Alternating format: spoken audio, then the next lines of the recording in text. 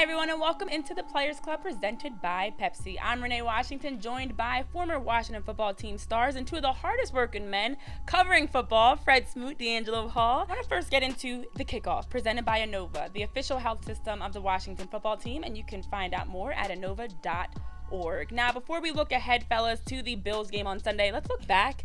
Since we haven't had a chance to recap that win over the Giants, obviously came down to a game-winning field goal. Controversial penalty gets the second chance, and Dustin Hopkins made the most of it.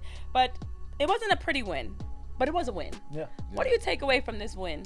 Ugly, pretty, doesn't matter. It's a W. When you look back at the schedule, you're going to say it's a W. Is it a game that the Giants feel like they gave away, then lost? Yeah, but guess what? Our team had to step up to that chance and make them plays, and they did. So I'm with them on that one. Take every game and make every play. Yeah, not easy to watch that film, but like Fred said, it's 100% easy to watch that film after a win than it ever will be after a loss, because you just think about all the bad plays, all the mistakes that you made, and you just, you want to get an opportunity to get out there on the football field and redeem yourself. So with a win, a lot easier to look at the film, but there's a lot of stuff that this football team needs to clean up, But at least we got the monkey off our back when it came to Daniel Yeah, Jones. Because we have gracious. never beat Daniel Yeah. Jones. I know that sounds crazy. We have never beat Daniel Jones until that day, and it took a game.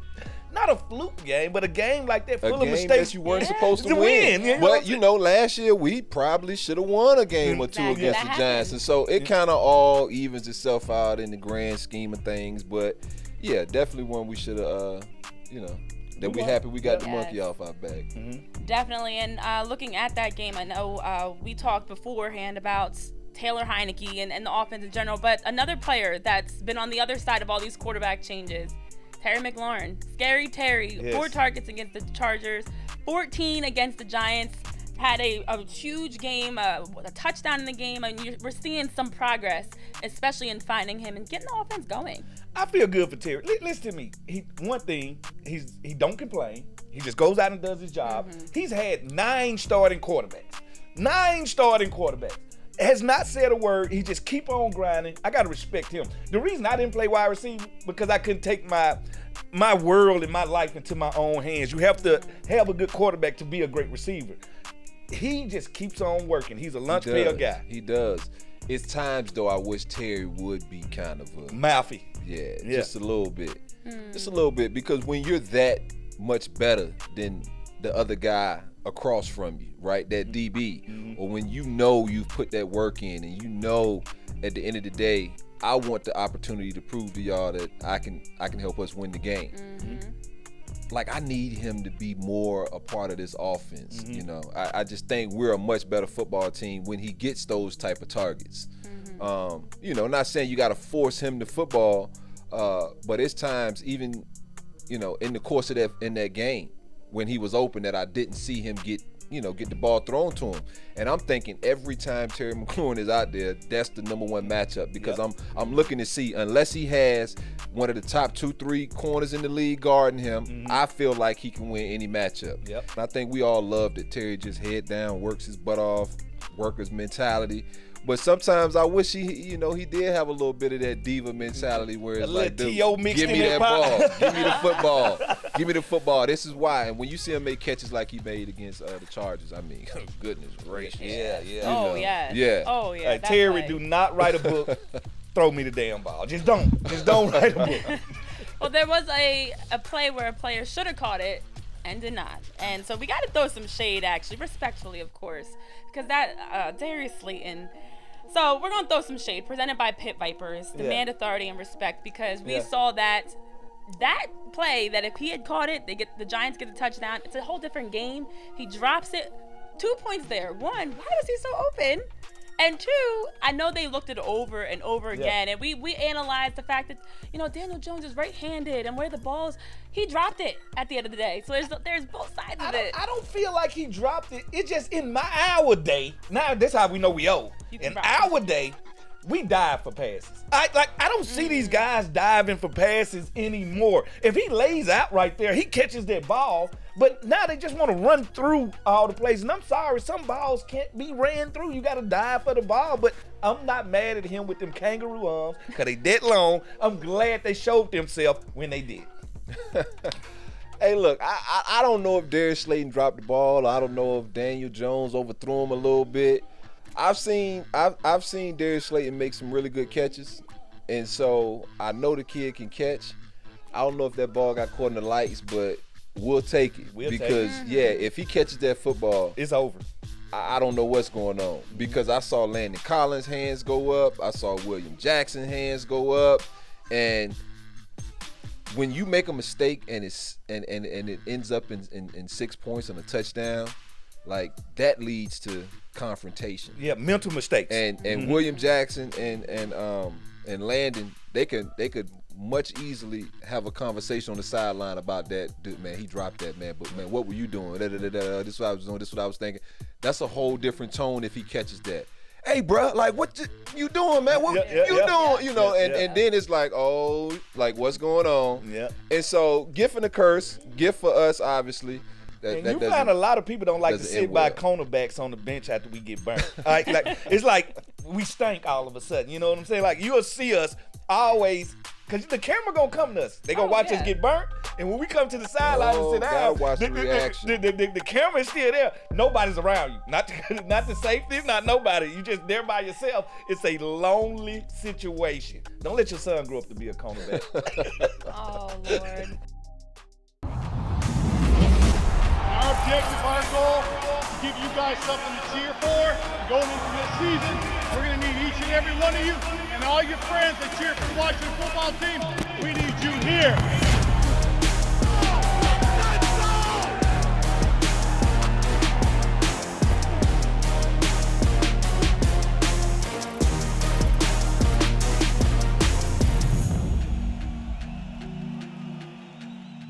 The Players Club is presented by Geico. Saving you money on car insurance has been in Geico's playbook for 85 years. So what are you waiting for? Visit geico.com today and see all the ways you could save. This one's for every sports fan who just spent the entire game explaining to someone the entire game. You've compromised enough. Pepsi Zero Sugar.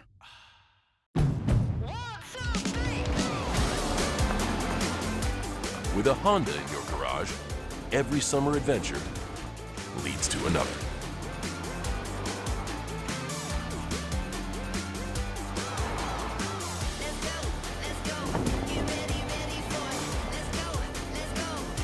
Kickstart your summer with a great deal on a Pilot, Accord, or HR-V only at the Honda Summer Sales Event.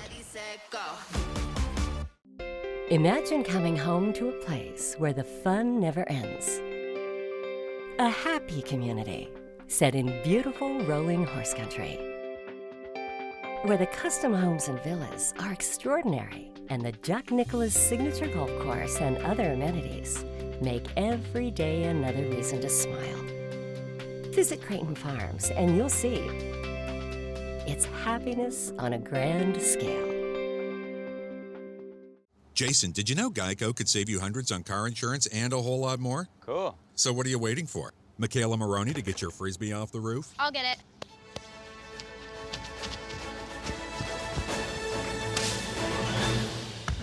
Whoa. Here you go. Thank you, Michaela. Dude, get it. I'm not getting it. You get it. You threw it. It's your Frisbee. Geico. Switch today and see all the ways you could save. My work has been viewed by 100 million people. My work helps save lives. My work has gone platinum.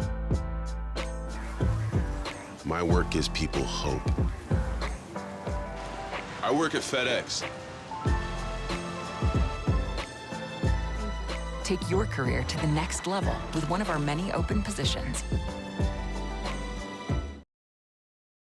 Well, let's preview the Buffalo Bills game Sunday. Obviously, coming into this season, the Bills had a lot of expectations on them, coming off of the most wins they've had in the season in 2020, dating back to actually 91, that team, that Washington football team, and Coach Gibbs defeated in the Super Bowl.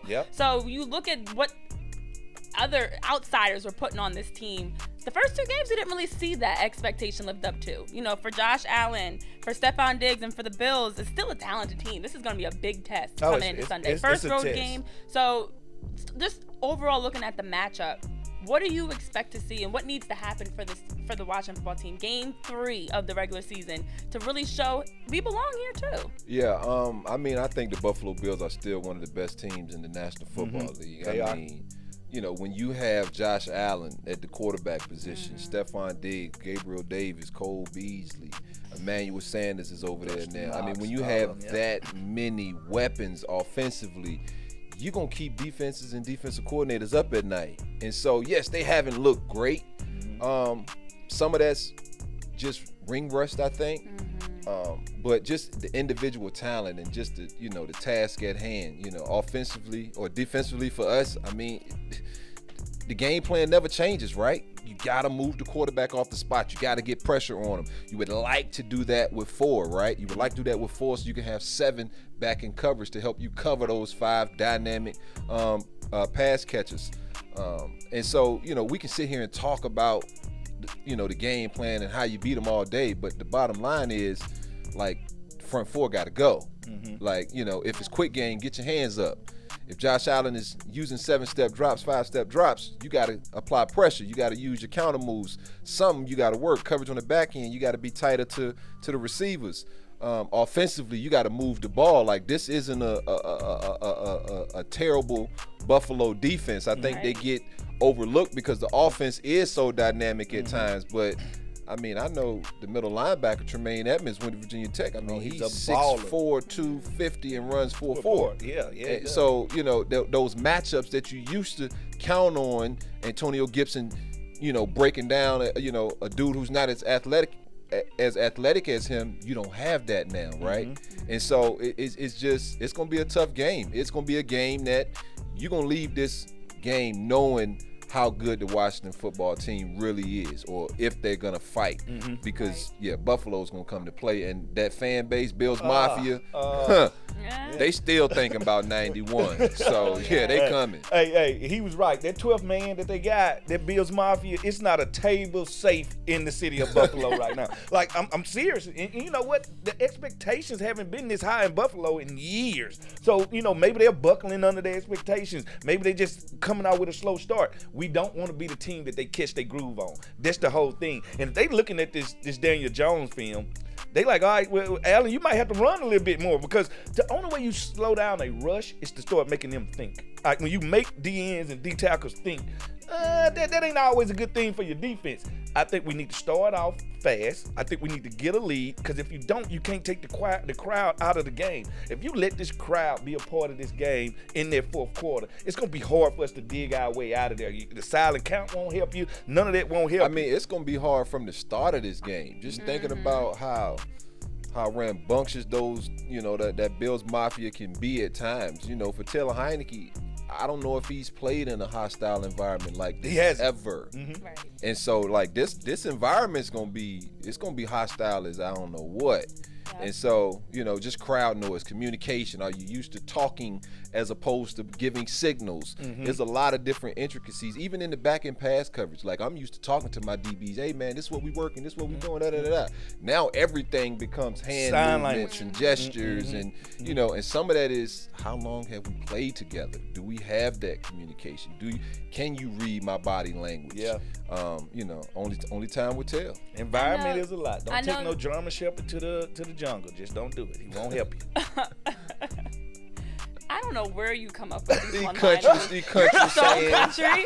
You talk about the Bills Mafia. Obviously, D-Hall, you've had your fair share of drama with the Bills Mafia. Look at that 2016 with Chris Gregg, that hit on him. Before we wrap up, I just quickly have to mention that, because you know from that Twitter beef that you had with the Bills Mafia, how they relentless. They relentless. Yes. I mean, heck, I was in one of my first games playing safety, and so I'm thinking, man, I had a great play. I'm talking about QB key, ball out, you know, and bow, break, and I go break. And he's a big dude. You know, he's a tight end, 6'4", 260. I'm, you know, 5'11-ish, 197. And so I had to go get the legs. I had to go attack the legs. And, you know, I wasn't trying to hurt him.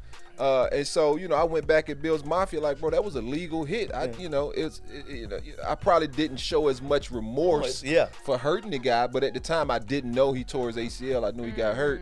But Bills Mafia, y'all got me back. 3-4 weeks later, I ended up tearing my ACL, non-contact injury. But karma.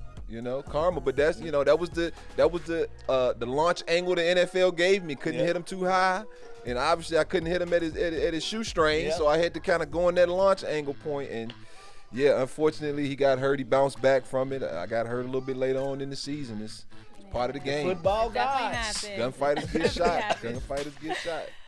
The Players Club is brought to you by Pepsi, the official soft drink of the Washington football team.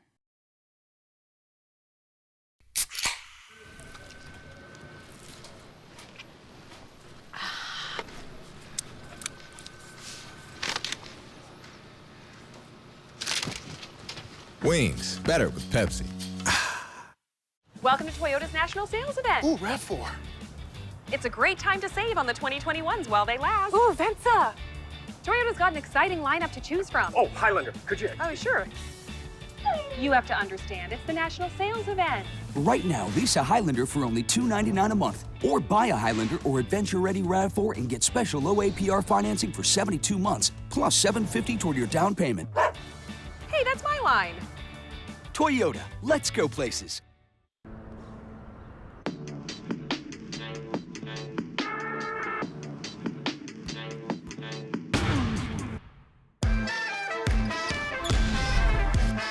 I've been on my get back, cop a bag slow. You would never see that. Use the trap dough.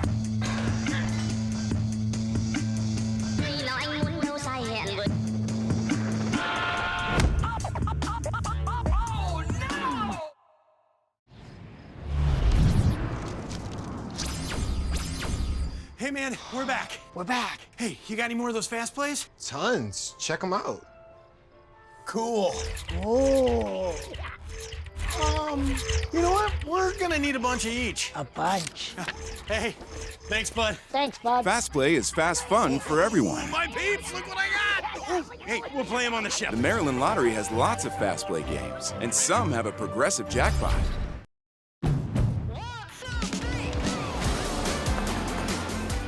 With a Honda in your garage, every summer adventure leads to another.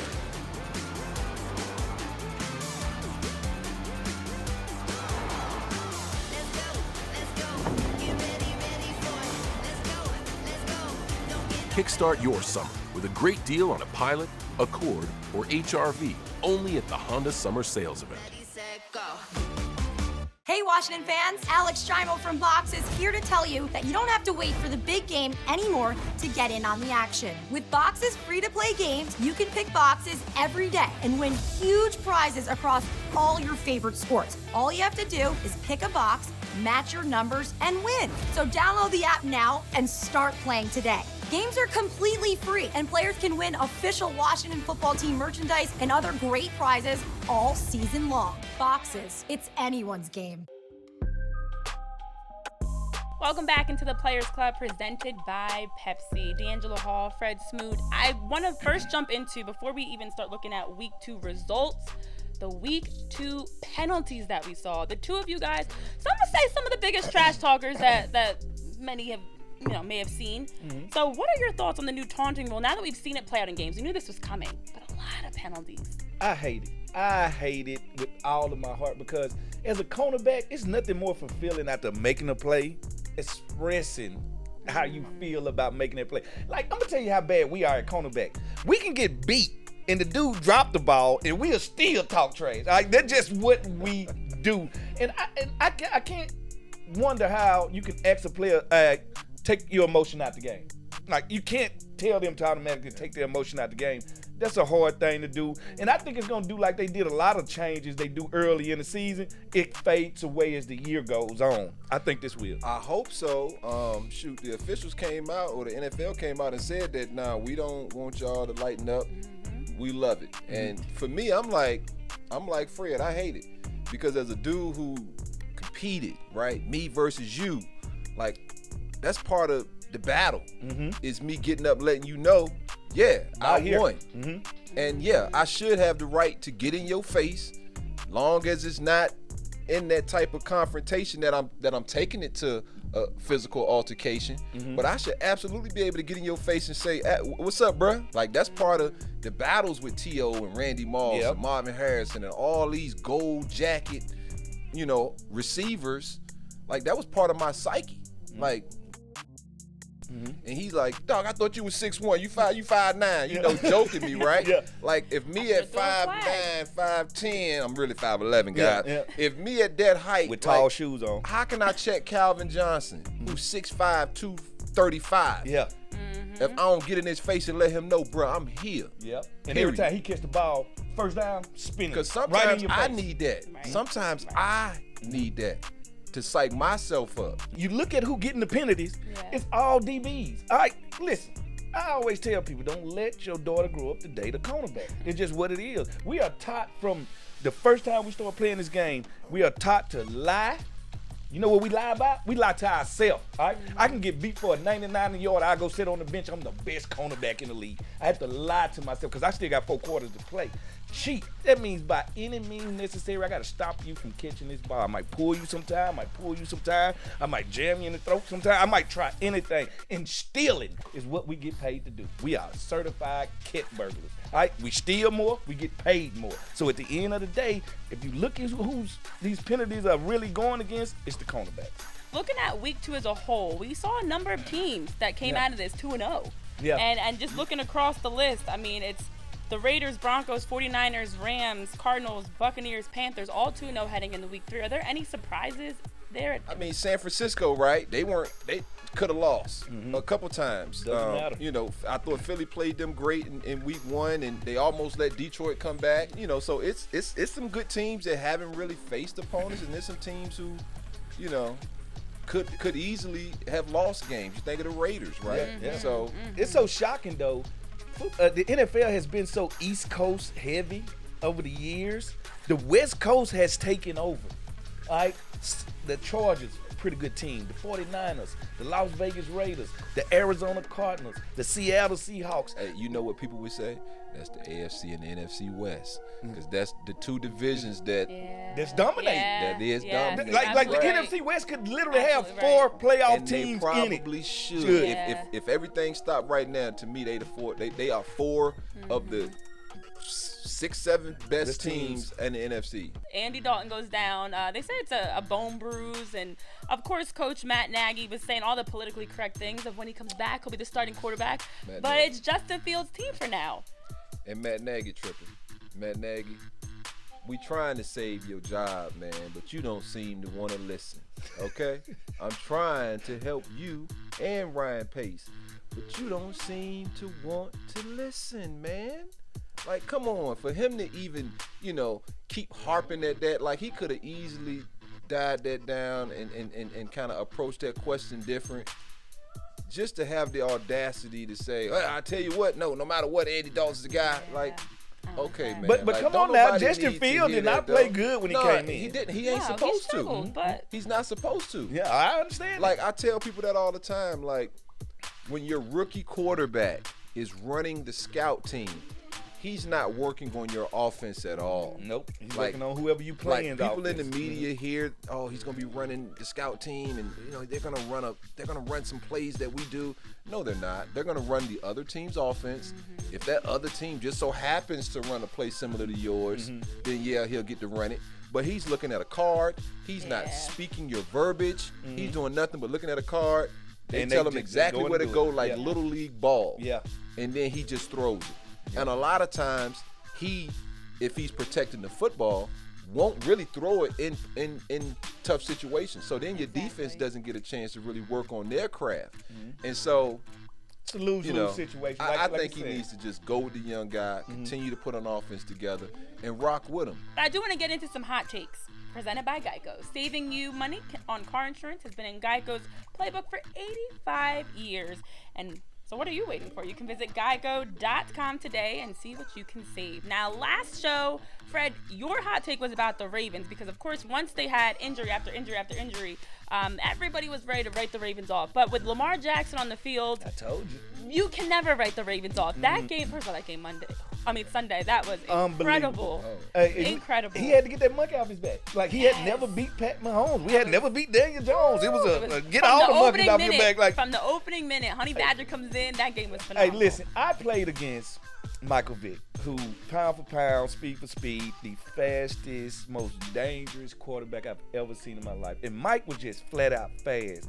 But the quickness of Lamar Jackson, he could literally tear your hamstring in a phone booth. Like, I've never, and I thought I'd never say this because I played against Vic. Like, I thought I'd never see a more weaponized quarterback in my life. Like, he can change a game. I'm talking about all four of his running backs missing, his offensive line missing, a couple of wideouts, and listen, he can change a game plan. Like, I think he's special. Yeah, and Lamar does it so differently than any other quarterback we've really ever seen. I mean, he is a running back who can just throw the ball. Who never get hit hard. And he never get hit hard. His neck is so big, you know, because you when you talked about explosiveness and quickness, you know, I kind of say, and I played with Mike, I say Kyler Murray from just 0 to 60. Shiftiness. Now, he ain't banging nobody like Lamar is. He ain't tough enough like Lamar is. You saw Kyler take a hit last year, and he turned into a different quarterback after that.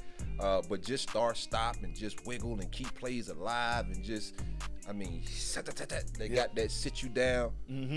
Kyler Murray got something for sure. But back to that Chiefs game, Chiefs-Ravens. I mean, that's two damn good football teams battling. And anyone could win, anyone could lose. And so when I see that game, like, I don't think any less of Kansas City. Like, you got a dude that fumbled the football, and your defense didn't play great. So what? And you got 2 turnovers, really one to the crib. And then I see Baltimore and the ups and downs they kind of had to deal with. And I just think they're 2 really good teams that any given Sunday, anything can happen. So you get one line to say your hot take. Yeah. What is it going into week 3? My hot take is the Bills Mafia, save all your tables. All right, don't break none, because we're going to come in there and we're going to win that game. And we coming home with a W. That was a run-on sentence, but that was one. Go ahead, Theo. I got Aaron Donald dominates the GOAT, which is Tom Brady. Rams over the Bucks. Ooh, that's a lot. Don't y'all go to the MGM with that. I like it. Well, thank you all for tuning in to another edition of the Players Club presented by Pepsi. As always, you can tune in every Saturday morning, 9:30 a.m. across any of your local stations wherever you watch. YouTube, Washington Football Team websites, podcast platforms dropping every Friday for a new episode. And we'll always bring you more funny stories, humor, experiences, storylines, headlines, all that great stuff here on the Players Club. So for D Hall, Fred, and myself, Renee, thank you for watching, and we'll see you next time.